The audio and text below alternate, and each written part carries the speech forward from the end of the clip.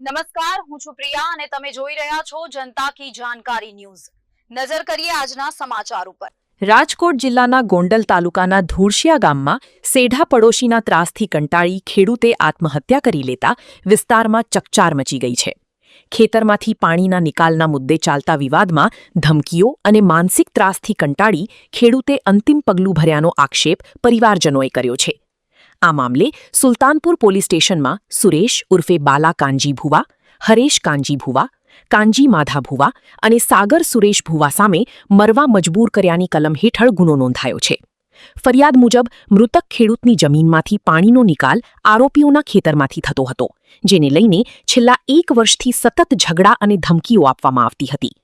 પરિવારજનોએ આરોપ મૂક્યો છે કે આરોપીઓ વારંવાર ખેતરમાં આવવા જેવો નહીં રહેવા દઈએ જેવી ધમકીઓ આપતા હતા, જેના કારણે ખેડૂત ભારે ડરના માહોલમાં જીવતો હતો। હાલ પોલીસે ફરિયાદના આધારે વધુ તપાસ શરૂ કરી છે।